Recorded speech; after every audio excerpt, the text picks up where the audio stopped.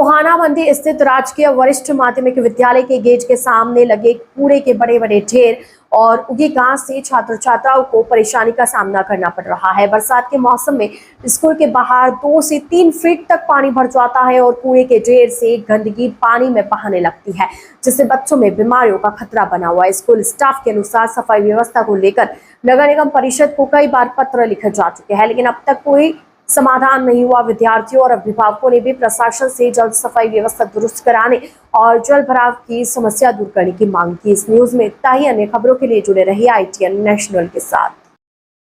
बाहर के अलावा के स्कूल में किसी प्रकार की प्रॉब्लम आपको? यस सर, गर्ल्स के जो वॉशरूम है वो बहुत गंदे रहते हैं, उनको भी थोड़ा साफ किया जाए। हम उनके वॉशरूम में जाने में दिक्कत होती है हमें। टीचर से पहले तो एक बार पहले ही की, दूसरी बात तो की नहीं क्योंकि सर हुआ ही नहीं।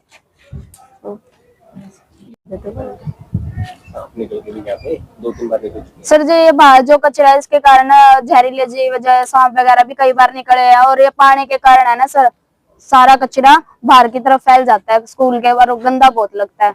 उस टाइम कोई सफाई वगैरह नहीं होती। सरकार से कोई अपील करना चाहेंगे आप? हाँ सर, एक ही अपील है कि यहाँ पे ये जो सड़क है ये ऊंची करी जाए, और जो यहाँ का बारिश का पानी रुक जाता है उसे सही किया जाए, और मतलब हमें दीवारों से कूद के ना आना पड़े, बस इतनी अपील है। और यहाँ पे जो डंगा ये सब उठवाया जाए।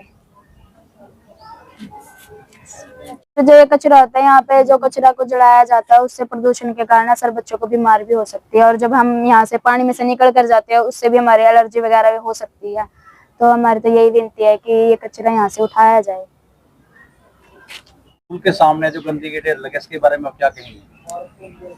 स्कूल के बाहर की जिम्मेवारी नगर पालिका की होती है सर, और इसके लिए हमने कई बार नगर पालिका को लिखा है। बीच बीच में आते हैं, वो थोड़ा बहुत खाना पूर्ति से करके चले जाते हैं, लेकिन हमारी जिम्मेवारी स्कूल के अंदर की है। वहाँ हमारे 3 कर्मचारी हैं और टाइम टू टाइम साफ सफाई का बढ़िया ध्यान रखते हैं। अंदर की कोई किसी प्रकार की कोई कंप्लेंट नहीं है। कितने बार कमेटी को आप लेटर लिख चुके हैं? ऐसा सर महीने में 2 महीने में हम जैसी बार देखते हैं कि जैसे अब चौमासे का मौसम आया हुआ है तो उससे पहले हम लगभग सूचना दे देते हैं। हर बार वो आ भी जाते हैं, लेकिन उस ढंग से सफाई नहीं हो पाती जैसे होनी चाहिए। अभी भी 2-3 दिन पहले हमने सूचना दी थी, आई थी ट्रॉली, कुछ सामान ले गए उठा के डंगा, लेकिन पूरी तरह सफाई नहीं हुई। जैसे देखने को मिलता है कि इस समय बरसात की मौसम है और मौसम को देखते हुए ये सफाई करना जरूरी था या नहीं? जरूरी है, इसलिए तो हमने पहले सूचना दी थी। आए थे वो 4-5 दिन पहले करके चले गए, लेकिन अभी पूरी तरह सफाई नहीं हुई। दोबारा कोशिश करेंगे हम, दोबारा फिर एक बारी उनको सूचित करेंगे कि आए वो अपना ले जाए डंगा उठा के। एक तरफ सरकार स्वच्छ की बात करती है, दूसरी तरफ देखिए आप स्कूल के सामने गंदगी कितने बड़े बड़े ढेर लगे हुए हैं। ऐसा सरकार, इसमें हम सभी जिम्मेवार हैं। सरकार अकेले, सरकार तो कह रही है स्वच्छता रखें, लेकिन कारण क्या है कि पूरी तरह ध्यान नहीं दिया जाए, पब्लिक भी इसमें सपोर्ट करे सरकार को। जिम्मेवारी किसकी वजह? ये तो हर नागरिक की जिम्मेवारी है सर। अगर सरकार तो हमारी है, हमने बनाई हुई सरकार है, हम ही सरकार है खुद ही, और अगर हम सभी ध्यान ना रखेंगे तो वो सरकार थोड़ा चल पाएगी।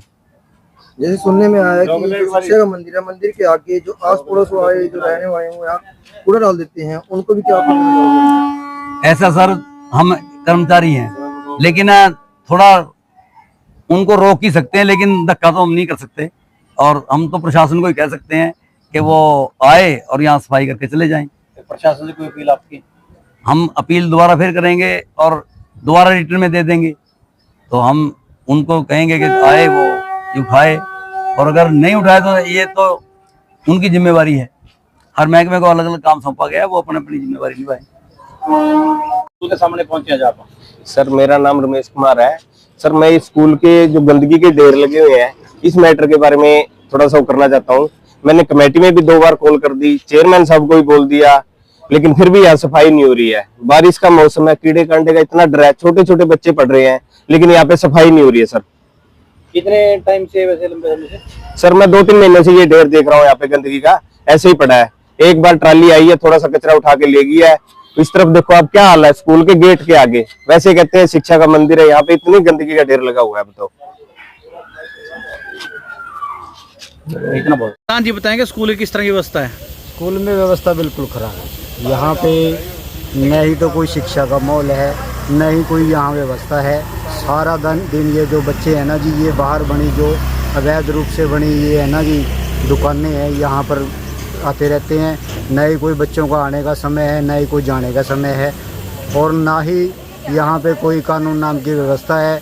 प्रिंसिपल को भी कई बार बोल चुके हैं कि यहाँ पे सुबह के टाइम और दोपहर छुट्टी के टाइम PCR आनी चाहिए, क्योंकि यहाँ पे जो है शरारती तत्व हैं आते जाते रहते हैं। प्रधान जी, ये देखा जा रहा है कुछ बच्चे ट्रैक के ऊपर घूमते फिर रहे हैं, कुछ बच्चे मंडी की तरफ घूम रहे हैं, और कुछ लड़कियां देखिए स्कूल से बाहर जा रही हैं बिना वजह से, मतलब बिना एप्लीकेशन दिए जा रहे हैं बच्चे स्कूल से बाहर। मतलब क्या कहेंगे इसके बारे में आप? इसमें सर ऐसा है, कुछ अध्यापकों की तो SIR वगैरह में ड्यूटी लगी हुई है, यहाँ पे स्टाफ आधा ही है तकरीबन। इस कारण भी मतलब कि जो क्या है स्कूल की व्यवस्था खराब होने का मुख्य कारण। अगर कोई बड़ा हादसा हो तो जिम्मेवार कौन है इस चीज का? इसके लिए तो सर जी शिक्षा विभाग जिम्मेवार है, स्कूल प्रिंसिपल जिम्मेवार है जी।